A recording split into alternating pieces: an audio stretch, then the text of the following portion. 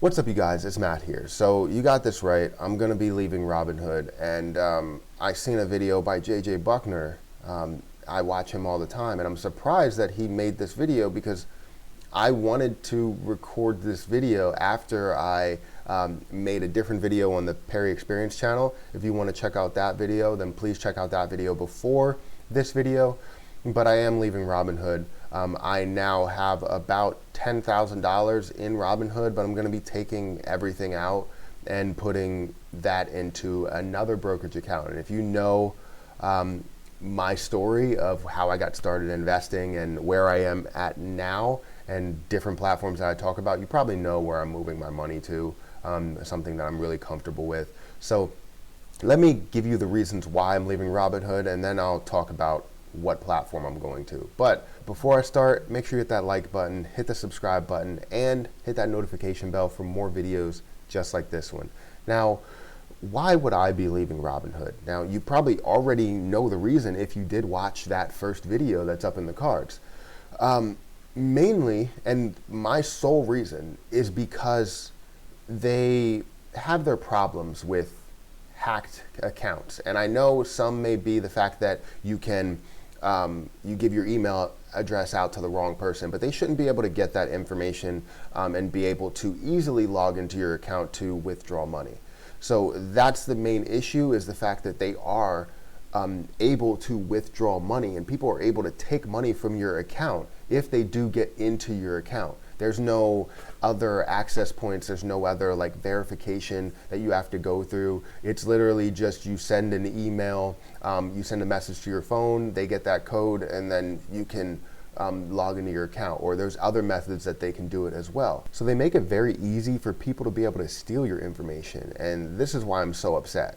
I don't want my money stolen. I don't want my information stolen. I don't want anything like that stolen. So when you think about these platforms that aren't well known, like a Robinhood, maybe even like an M1 Finance, or a Webull, which is not well known, you're like, how are the securities? And that's what I get worried about, especially with someone that's investing. You're investing, you gain 20% or whatever in the time that you've had that account, and then all of a sudden that 20% is wiped out by someone taking your money. That's horrible. Now, if you had this problem over in Fidelity, or if you had this problem over in Ally Bank, or you had this problem over in Charles Schwab, in that case, it would be fixed. Now, let me get into my second point, which is the customer service. Robinhood does not have any customer service. You can't find a phone number. You can't contact anybody. You can't even get an automated system. You can't get anything to where you can talk to someone and say, hey, someone stole my money. Something's going wrong. My account's not right. I can't log in. And there's just a lot of things that you can't tell Robinhood. If something happened to your money, where you're investing this money into an account, into a business, basically, they should be able to help you out to be able to get that money back. But there's no customer service. And that's something that completely scares me. I'm so afraid of being able to lose that much money, especially if I'm doing dividend investing. That requires large sums of money in order to get thousands of dollars back per month. Do you know what I'm saying? Like, that makes no sense why you wouldn't have customer service as a platform that's really known for, buying and holding stocks and, for the millennial. Is it because millennials don't reach out to customer service? How are they getting by not having customer service? And I watched some of JJ Buckner's video, and it kind of confirmed my doubts about the platform.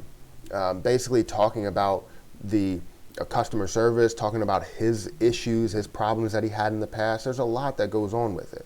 So those are the main two reasons why I'm leaving Robinhood. I can't handle the possibility of them taking my money. And don't get me wrong, the platform is pretty good. And if they make these changes to where they can get customer service, they can get people help, they can stop all of the issues with security, then yeah, it's a possibility that I could make a return back to Robinhood. But with everything that's happening, all the negativity, I cannot handle that. I can't. Now, what platform am I going to? If you're familiar with my channel, You probably already know what platform I'm going to. It's one of my most popular videos on my channel.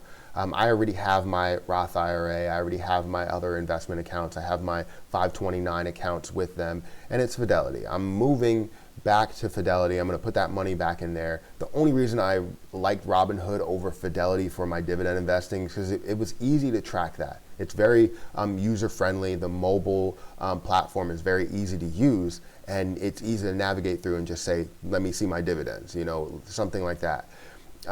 But with Fidelity, you can find a way to do that. There's a lot of tools. It's just the mobile platform. It's something where I'm probably going to have to go online in order to show that. So that's where I'm going to move my money to, is Fidelity.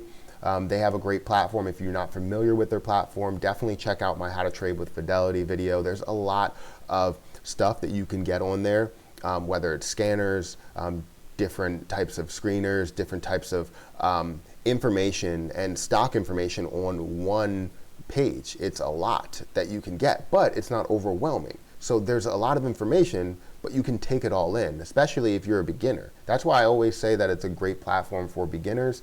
And if you're interested in it, I have a number of videos on that, a number of videos talking about the different types of tools that you can use.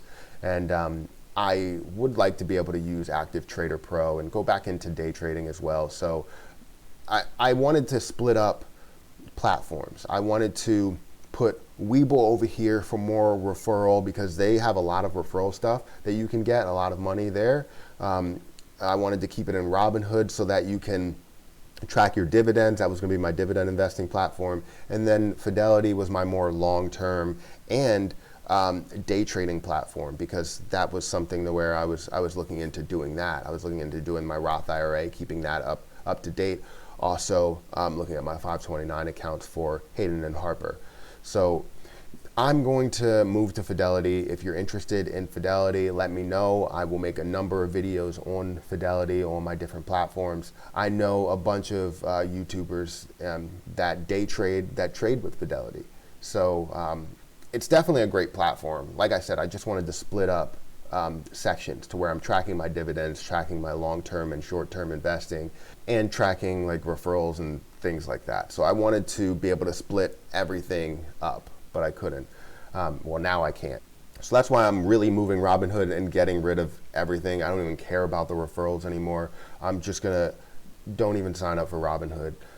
You can sign up for Webull, because I think that Webull, like I said, has better securities. But I'll tell you this, I've had a number of customer service experiences with Fidelity, whether it's trying to set up a margin account, whether it's understanding a certain portion of the stock brokerage account.